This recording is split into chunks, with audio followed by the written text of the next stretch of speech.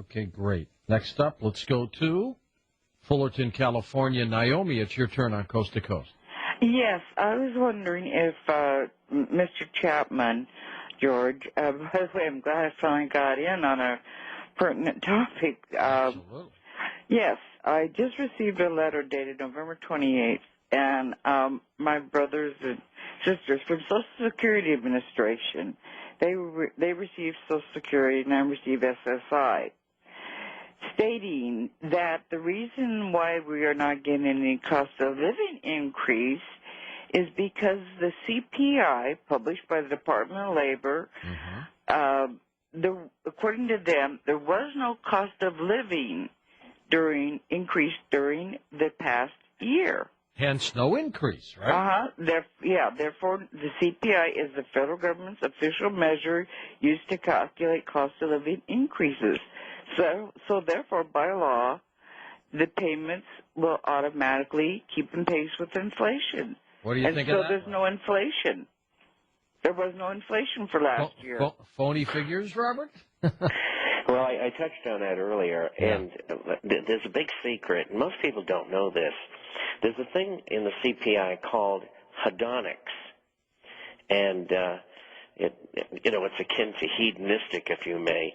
And what they do at the statistics, the Commerce Department, is that they say that if you go to the market and if you intend to buy some steak and it costs $4 a pound and it's too much for you to pay, you'll buy ground round for $2 and that's deducted from the cost of living. Or if you go to buy a television and you want to buy Model X and it costs $400 and you really can't buy it because it's too expensive, it doesn't have what you want, so you settle for one for $300, they deduct that. And, of course, they're guessing at what you're doing in the market because they really don't know. And the whole thing is a scam. And that's why my figure is 7.11, 7.12% inflation, and the government's figure, as of yesterday, is 2.4%. And I haven't updated my figure yet. And so the CPI figures are probably a worse lie by government than the unemployment figures are. Jeez. And incidentally, I did not get that letter, and I've been collecting Social Security for 9 years. 9 years now. But I'm expectantly waiting it. And incidentally, experts have been telling us that the no increase in the COLA will continue for the next 2 years as well. Well, they're doing what they want to do, aren't they, Robert?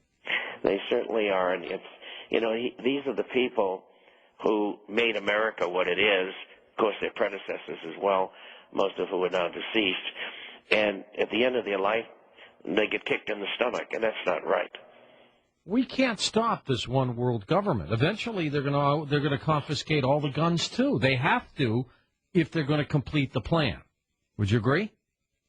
They will attempt to, and I believe that they'll probably get about 25%. And I think at that point in time, I think that there'll probably be a revolution in the United States if they attempt that. I think you might be right, sadly. Things are difficult enough now.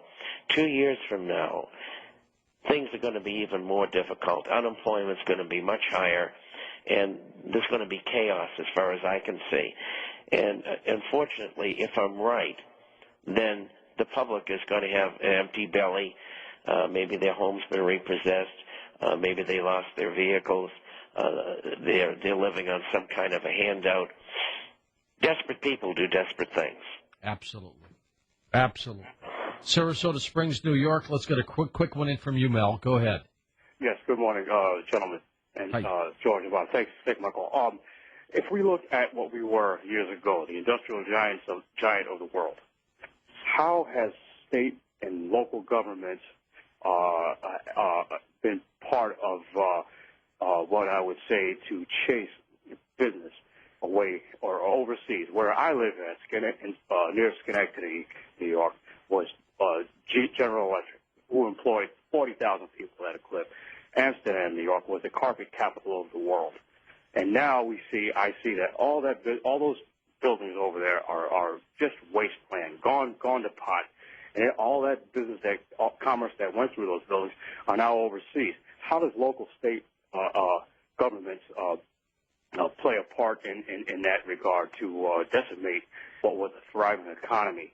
And with all the outsourcing that you see that has taken place, you can't pick up a product and look at it and see where it says made in the U.S. I really just can't fathom how this is. Well, really can we say that the one world government people have won here, Robert? Have they won? No, I don't think they've won as yet, but they certainly are well on the way to getting there unless we stop them.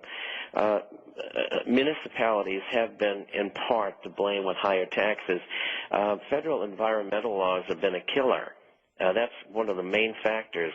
And most people don't know that when General Electric goes in and builds their, say, nuclear reactors in another country, the money that they make goes to an offshore corporation.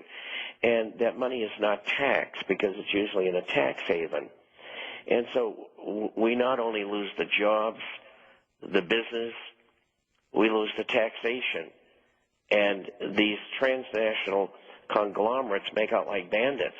And, of course, it takes away all these jobs out of America. And most of it's by design by the international corporations as well as a legislature in Washington which refuses to do anything about it.